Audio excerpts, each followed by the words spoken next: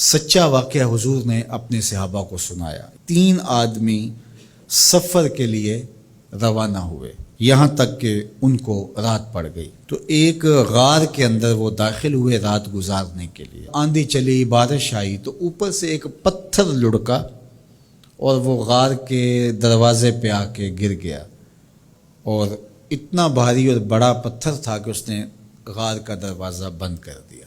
انہوں نے آپس میں بات کی اور کہا، تم اس غار میں پھنس گئے ہو، اب یہاں سے نکل نہیں سکتے مگر یہ کہ تمہارے وہ عمل جو محض اللہ کی رضا کے لیے تم نے کیے ہیں، ان اعمال کا وسیلہ دے کے اللہ سے دعا مانگو۔ ان میں سے ایک آدمی نے کہا، اللہ میرے ماں باپ بوڑھے تھے اور میں جب بھی بکریاں چرا کر کے آتا تو میں دودھ دو کر کے سب سے پہلے اپنی ماں کو اور اپنے باپ کو پیش کرتا۔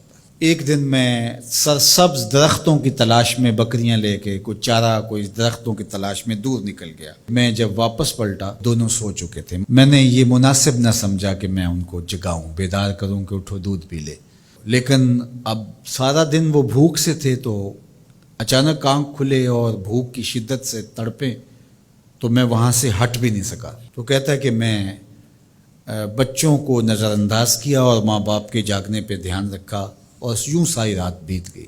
میرے ماں باپ فجر کے وقت جب اٹھے وہ دودھ ان کو پیش کیا۔ اب یہ عمل پیش کر کے کہتا ہے، اے اللہ اگر یہ میں نے محض تیری رضا کے لیے کیا، تو جانتا ہے میرے دل کو، تو اس پتھر کو ہٹا دے۔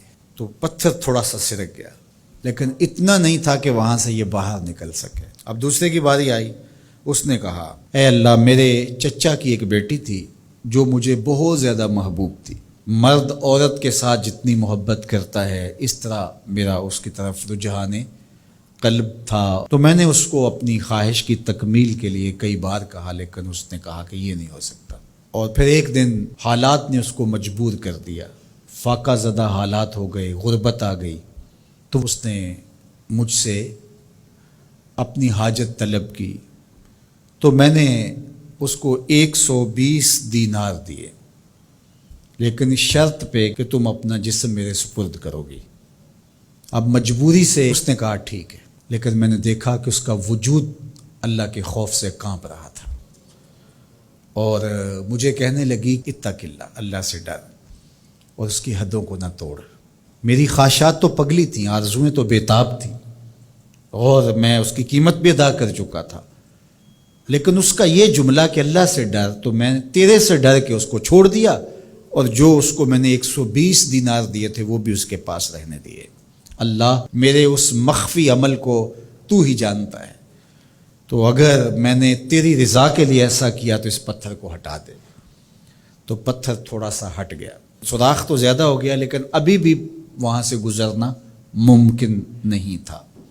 اب تیسرے نے کہا، اے اللہ میں مزدوروں سے کام لے رہا تھا اور ان کی مزدوری میں نے دے دی، ایک مزدور بتائے بغیر چلا گیا، تو میں نے کیا کیا کہ اس کے مزدوری کے پیسے کاروبار میں لگا دیے، کاروبار میں برکت ہوئی، اور بہت زیادہ وہ کاروبار جو اس کی مزدوری سے شروع کیا گیا تھا پھیل گیا۔ تھوڑی سی مزدوری تھی لیکن کاروبار بہت پھیل گیا۔ اب میں اس کے اندر کچھ ایک آنا ٹگا نہیں لیا۔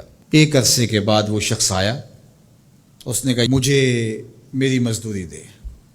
تو میں نے کہا یہ بکریاں، یہ بھیڑیں، یہ اونٹ، یہ غلام، یہ نوکر چاکر، یہ سب کچھ ہے، یہ تیری مزدوری ہے۔ تو اس نے کہا میرے ساتھ مذاق نہ کر، وہ میں تو مزدوری کے وہ چند جو لینے آیا ہوں اور آپ کہتے ہیں یہ سب کچھ تیرا ہے۔ تو اس نے ساری صورتحال بتائی، تو اس نے وہ ساری بکریاں، وہ سارے اونٹ، ساری گائے اور سارے غلام ہانکے اور چل دیا۔ کہا اے اللہ اگر یہ عمل میں نے تجھے راضی کرنے کے لیے کیا تھا تو پتھر کو ہٹا دے۔ تو حضور نے فرمایا وہ پتھر ہٹ گیا اور یہ چلتے ہوئے باہر آ گئے۔ جب اللہ کی رضا کے لیے کام کیے تو مشکلوں سے نکلنے کے راستے ملتے۔ ایک روایت میں آتا ہے جو آسانی کے وقت اللہ کو فراموش نہیں کرتا، اوکھے ویلے اللہ اس کو فراموش نہیں کرتا۔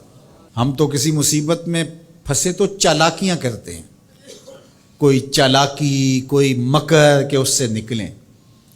تو مصیبت میں پھنسیں تو دعا کے لیے ہاتھ پھیلا لیں اور اچھے اعمال کا اللہ کی بارگاہ میں وسیلہ پیش کریں۔ تو زندگی میں ایسا ذخیرہ اعمال کا جمع کرو کہ جب مشکل بنے تو ان اعمال کا وسیلہ پیش کر کے مشکلات سے نکلنے کا راستہ ملے.